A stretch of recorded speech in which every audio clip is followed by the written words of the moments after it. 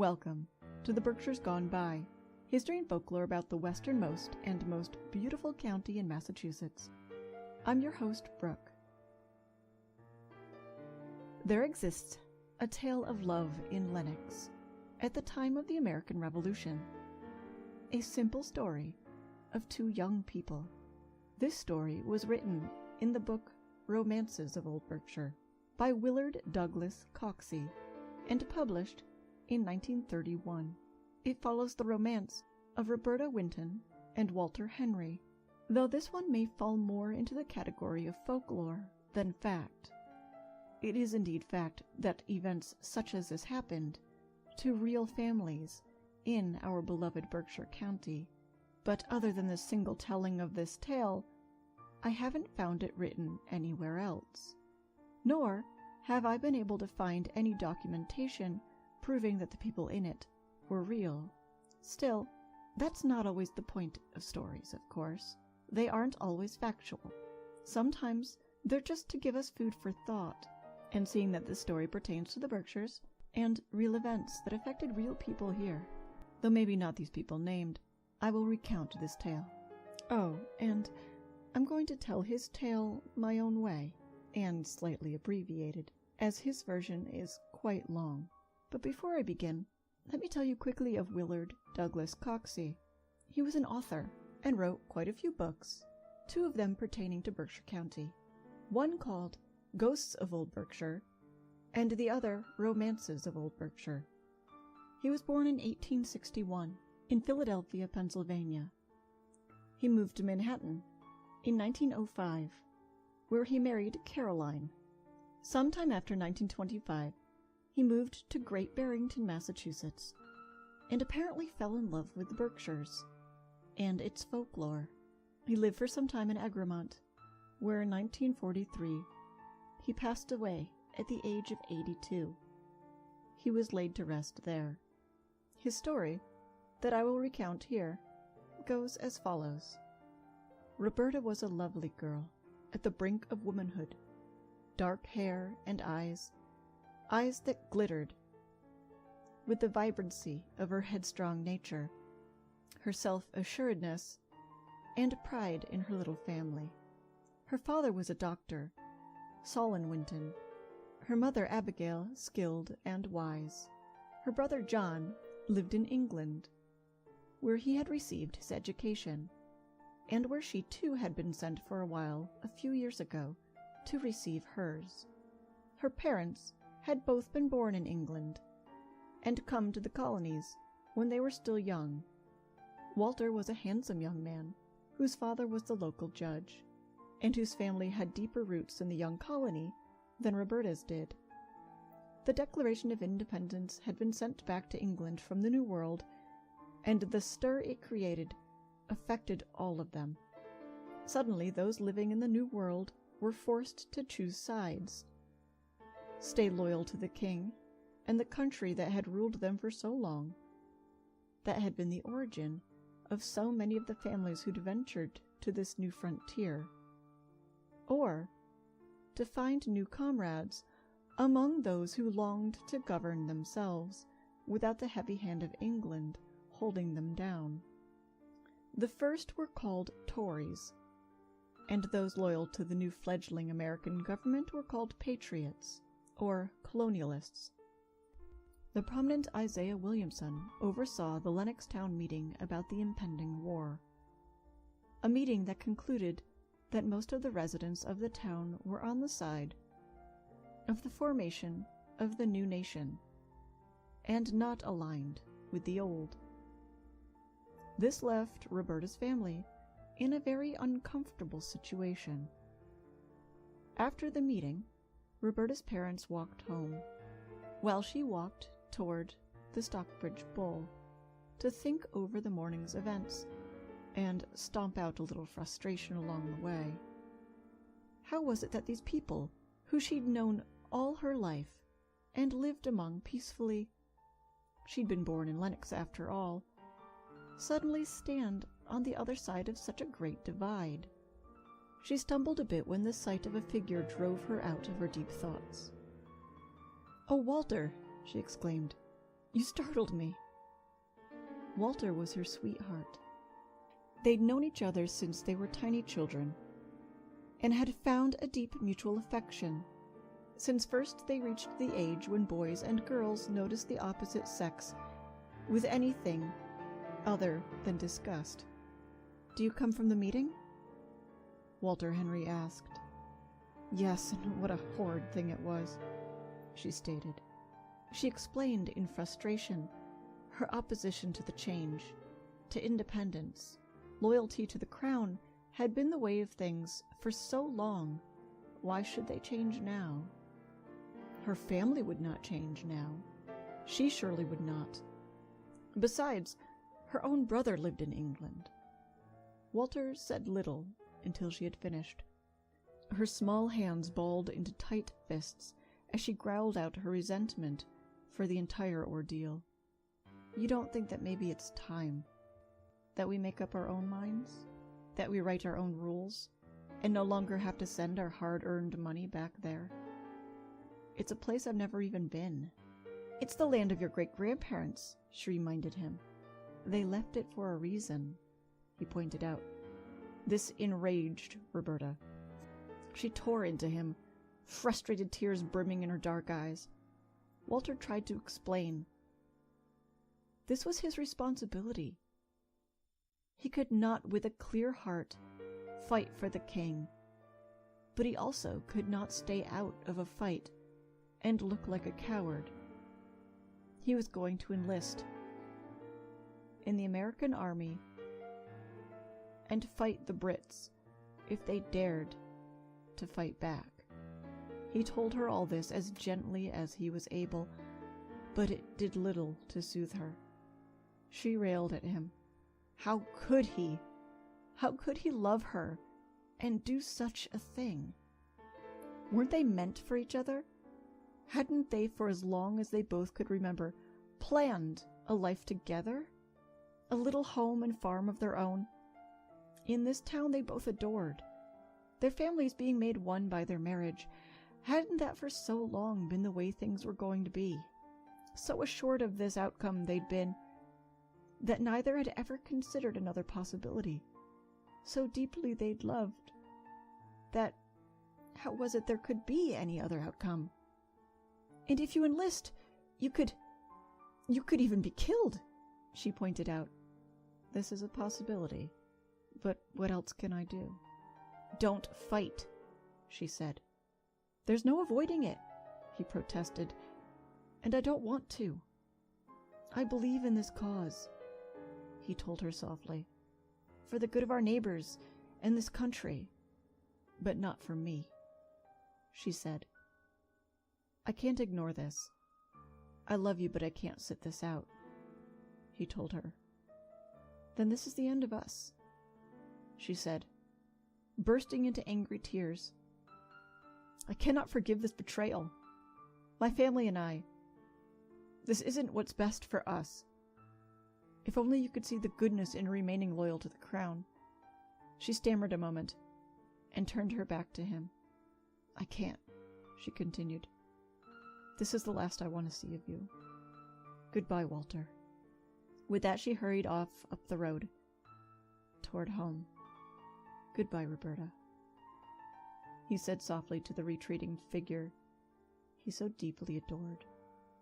Roberta cried the entire way home, and thankfully avoided crossing paths with anyone along the route. When she arrived, she told her mother Abigail what had happened, how all her plans of being with the man she'd loved had been dashed to bits, how betrayed she felt, how heartbroken. Her mother wrapped her warm arms around her daughter's shoulders as she sobbed.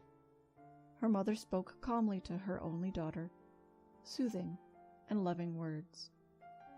"Dear Roberta, perhaps the war will not come here. Perhaps it will be short. Maybe you will be reunited with him and all forgiven. We are still here in Lenox, and we will not leave. This is our home, and our neighbors are kind. We will not fight with them, though we do disagree. that will not be enough to break our friendships." Her father, listening in, said carefully, "There may be a little to fear yet. This is a small village, and yes, our neighbors are our friends. But I've heard of other Tories, eastward, being beaten, tarred and feathered, and then locked away," he told them.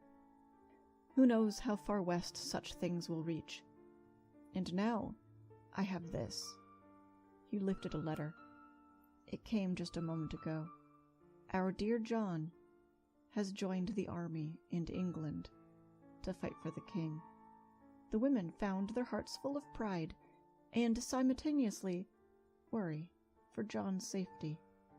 Weeks passed, and though Roberta and Walter may have glimpsed each other from afar, they were careful to stay away. On a dark, warm summer evening, Roberta sat on a swing just outside her home. The faint light of hearth and candle fell dimly across her feet as she gazed up through the limbs of the trees at the stars that managed to appear from between the leaves. They grew steadily brighter as the last of the setting sun's light faded from the night sky. Lost deep in thought of things that could have been, she was surprised by a whisper, her own name. "Who's there?" she asked.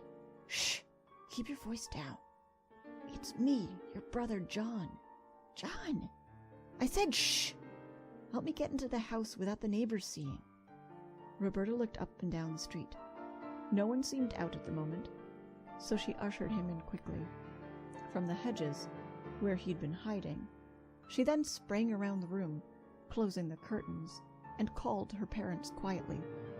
Joy lit their faces when they saw their son, as Roberta busied herself blowing out most of the lamps and candles.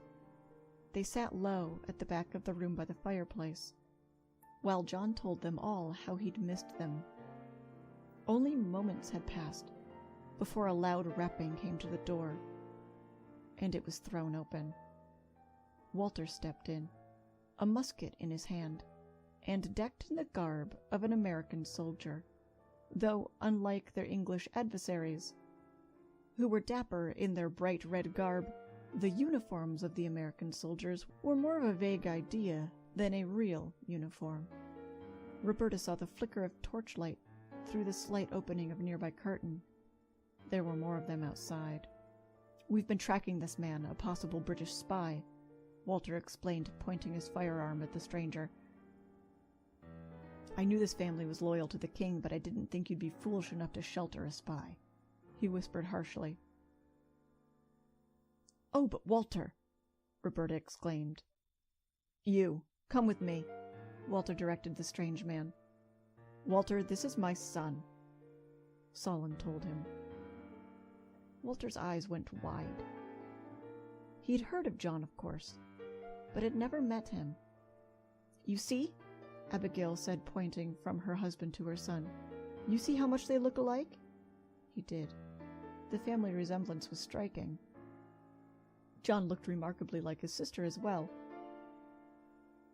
"Well then, why is he here sneaking around like this?" Walter asked. John began. "Perhaps I could be called a spy," he admitted. "But it's not secrets of the colonial troops I'm gathering. Only letters from home meant for the English soldiers in Canada. That's where I'm going." Walter was quiet a moment. They all were. "I'm in charge of that group outside. They'll want to know what took me so long," Walter pointed out. "Oh, Walter, so you'll let him go?" Roberta asked. Tell them you were mistaken, that it was only my shadow you saw entering this house, and that I detained you, that your sweetheart simply wouldn't let you leave." Walter's eyes met hers, her sweet, deep eyes. She placed her small hands on his shoulders, like she used to, before checking that the coast was clear, to give him gentle kisses, back when they'd take long walks. along the country roadsides. She thrilled for a moment at the familiar motion, but her heart quickly sank when she remembered that everything was different now. "Roberta," Walter said quietly enough that he was sure she'd be the only one to hear. "I've missed you so much." "Oh, Walter, I still love you with all of my heart." Her hands made tight knots in the rough cloth of his coat. "Wait here," he said after taking a deep breath. "Don't leave until you're absolutely certain we've gone. I'll lead them back toward the courthouse. But John, don't come back this way until the war is over. I can't do this for you again." Walter said, looking only at John. His eyes didn't find Roberta again as he turned and left the home, closing the door behind himself. Solon hurried across the room to lock it behind him. Outside, there were a few voices as Walter explained the confusion to his men. His sweetheart, he told them. It'd been only his sweetheart. Roberta pressed her fist to her aching chest. His sweetheart. She fought back tears as her mother dimmed the light of the fire in the hearth. Later, after embracing his family one by one, and long wishes of good luck, John left by the dim moonlight and slipped off toward Canada.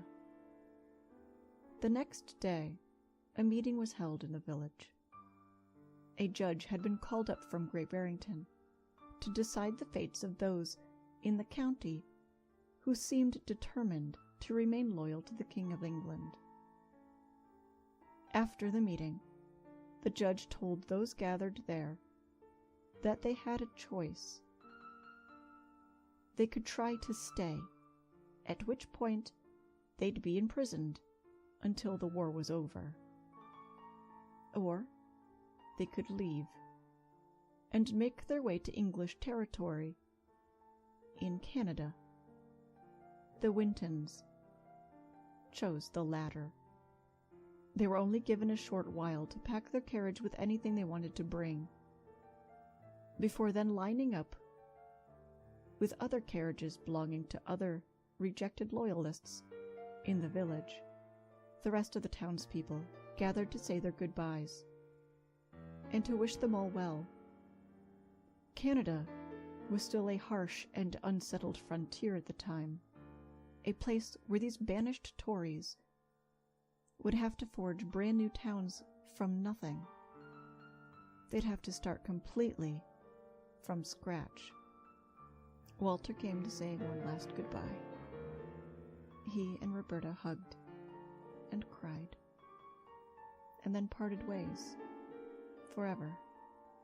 For England and love, this family had to face a trek into the Canadian wilderness, had to give up nearly everyone they knew. Their friends, their homes, their romances. And that part of this story was true. There were many who had to do just this. For the love of his new nation, Walter had chosen to fight, far from his own family, risk injury and risk his life. For the other side, so did John. And that as well was true. Many men just like these two did just that. And this is where our story ends. Fictional profiles of fictional people, but with very real backstories.